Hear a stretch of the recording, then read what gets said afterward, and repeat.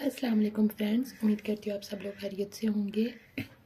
आज मैं आपके लिए लाई हूँ 10th chemistry chapter number 14 collection number 5। आज हम देखेंगे ऑक्साइड्स ऑफ सल्फ़र के बारे में। ऑक्साइड्स ऑफ सल्फ़र बेसिकली ये भी क्या है, पॉल्यूटेंट हैं। पहले हम इनकी जनरल प्रॉपर्टीज़ देख लेते हैं। प्रॉपर्टीज़, अब ये जो ऑक्साइड ऑफ सल्फ़र, दो ऑक्साइड्स के बारे में हम पढ़ेंगे, सल्फ़र डाइऑक्साइड और सल्फ़र ट्राइऑक्साइड।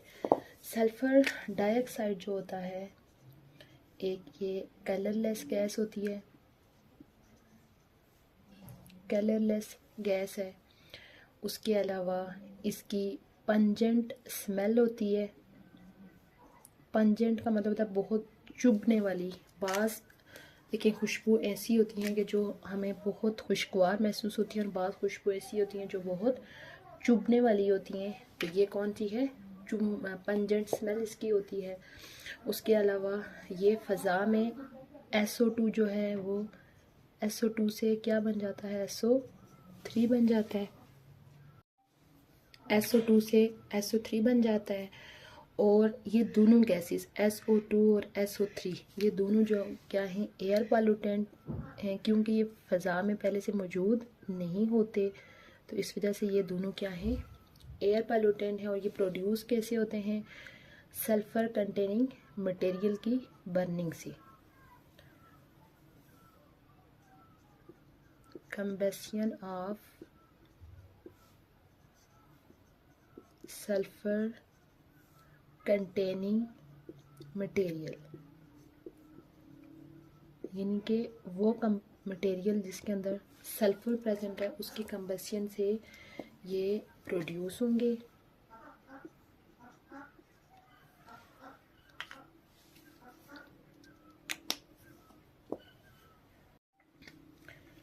यानी कि कोई कंपाउंड है जिसके अंदर सल्फ़र प्रेजेंट है, उसकी जब कंबस्शन होगी तो कंबस्शन आपको पता है ऑक्सीजन की प्रेजेंस में होती है, ऑक्सीजन के साथ मिलेगा तो ये क्या बना लेगा, SO2। अब ये जो SO2 है जब ये फ़ज़ा में चला जाएगा तो फ़ज़ा में ये फर्दर ऑक्सीजन के साथ मज़ीद मिलेगा तो क्या बना लेगा, SO3 बना लेगा। अब ये जो SO3 बना है ये रिएक्ट करेगा वाटर के साथ। SO3 का रिएक्शन किसके साथ होगा, वाटर के साथ। तो ये बना लेगा H2SO4। अब ये वाटर कहाँ से आया है, अगर आपको याद हो कि हमने जब एटमॉस्फेयर की कंसंट्रेशन पढ़ी थी, कंपोनेंट पढ़ी थी, तो उसमें हमने देखा था कि फ़ज़ा में वाटर ड्रॉपलेट्स भी मौजूद होते हैं in the form of moisture. तो वो जो मॉइस्चर है उसके साथ ये रिएक्शन करके क्या बना लेंगे, H2SO4 सल्फ्यूरिक एसिड। नेक्स्ट अगर हम इसके सोर्सेज की बात करें कि सल्फ़र के ऑक्साइड जो है वो फ़ज़ा में उनके मेन सोर्सेज क्या हैं, तो आलमोस्ट जो है वो 67% यानी फ़ज़ा के अंदर जो सल्फ़र के ऑक्साइड जाते हैं वो किसकी वजह से जाते हैं, वॉल्केनिक एक्टिविटी की वजह से जाते हैं। वॉल्केनिक एक्टिविटी, वॉल्केनिक एक्टिविटी क्या है कि जो आतिशफ़िशां पहाड़, उनके अंदर मुसलसल आतिशफ़िशानी का अमल हो रहा था, तोड़ फोड़ हो रही होती है, उस तोड़ फोड़ की वजह से मुसलसल गैसेस फ़ज़ा में हार्ज होती हैं। उन गैसेस के अंदर यानी सल्फ़र के ऑक्साइड, सल्फ़र डाइऑक्साइड और सल्फ़र ट्राइऑक्साइड प्रेजेंट होते, तकरीबन 67%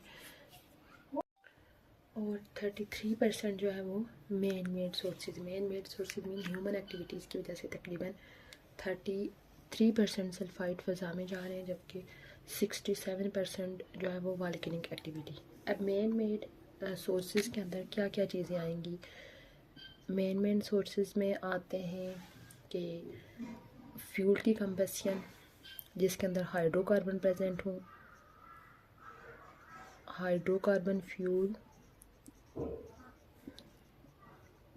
यानी वो फ्यूल जिसके अंदर हाइड्रोकार्बन प्रेजेंट होते हैं। उसके अलावा कोयल बेस्ड पावर स्टेशन, उसके बाद वो पावर स्टेशन जिनकी में हीटिंग के लिए कोयला यूज़ होता है, तो कोयले के अंदर से ये गैसेस फ़ज़ा में जाएंगी। उसके अलावा रिफाइनरीज़,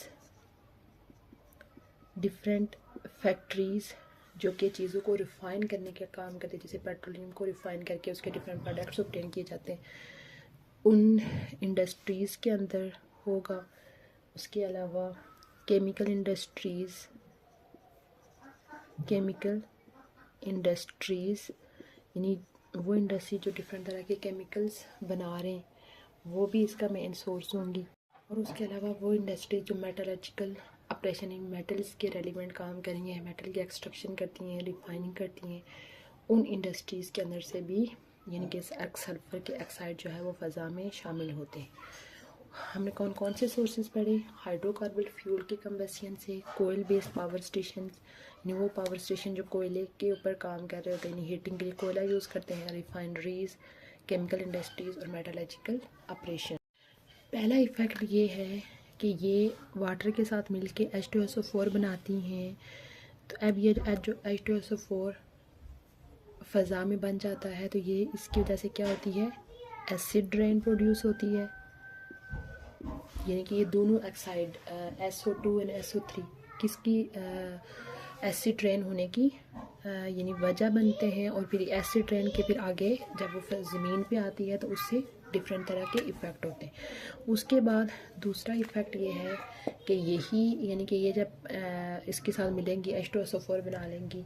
अब यही वही वाला पानी जब ज़मीन पे आता है, अगर इंसान उसको पी ले तो वो पानी किधर चला जाता है, लंग्स में चला जाता है, वो एसिड रेन वाला पानी।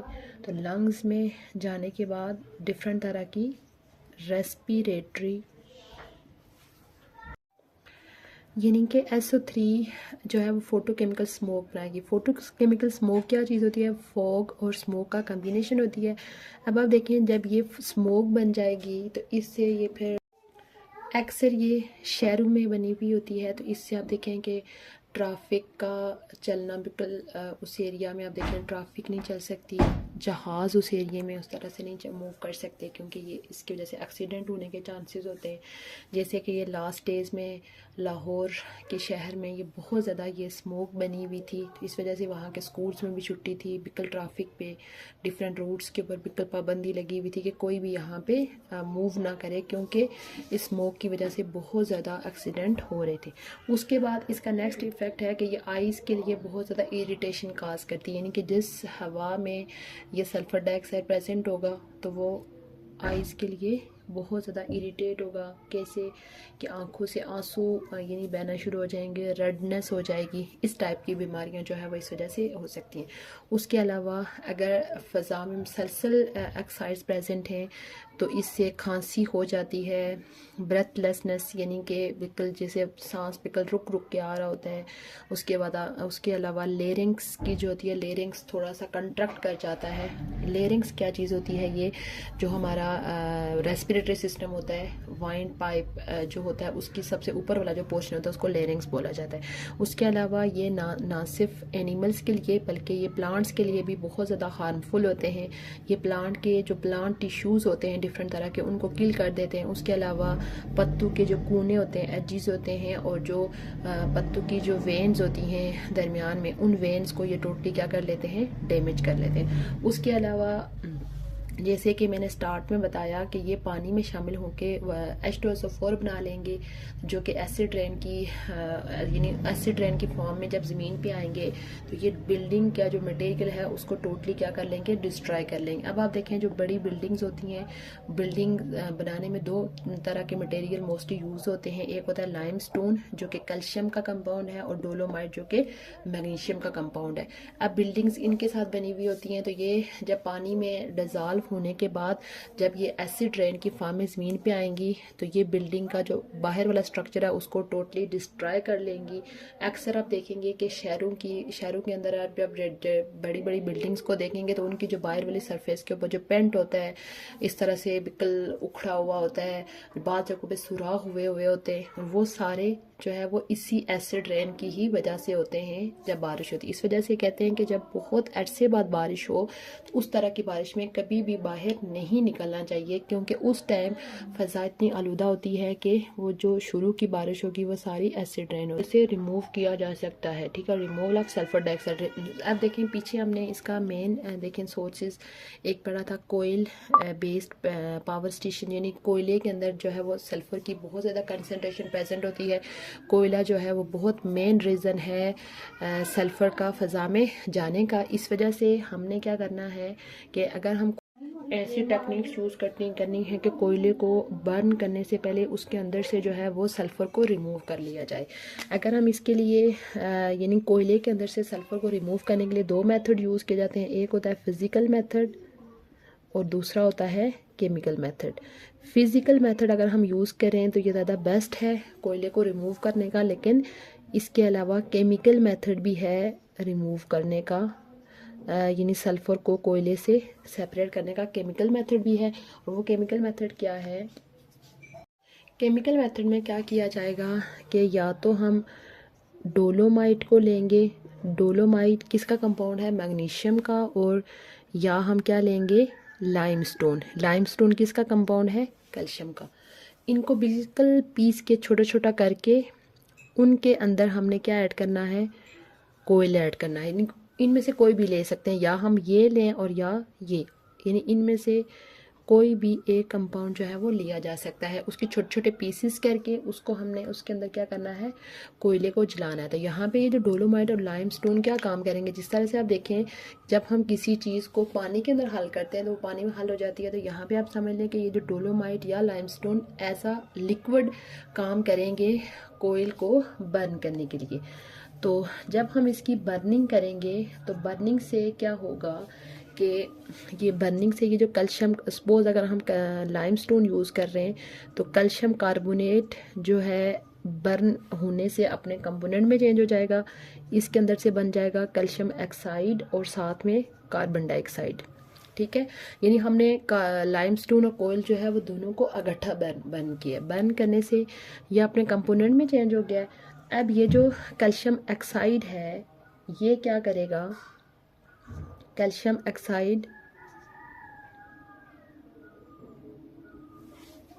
जिस तरह से कैल्शियम कार्बोनेट की बर्निंग से ये चीज़ बनेंगे, सेम इसी तरह जब यानी कोयला भी उसके अंदर हमने डाला हुआ कोयल, उसकी बर्निंग से क्या चीज़ बनेगी? कोयल की बर्निंग से हमारे पास क्या बनेगा? सल्फ़र डाइऑक्साइड बनेगा। अब ये जो कैल्शियम ऑक्साइड है वो इस सल्फ़र डाइऑक्साइड को क्या कर लेगा? अब्ज़ॉर्ब कर लेगा अपने अंदर। अब्ज़ॉर्ब करके क्या बना लेगा?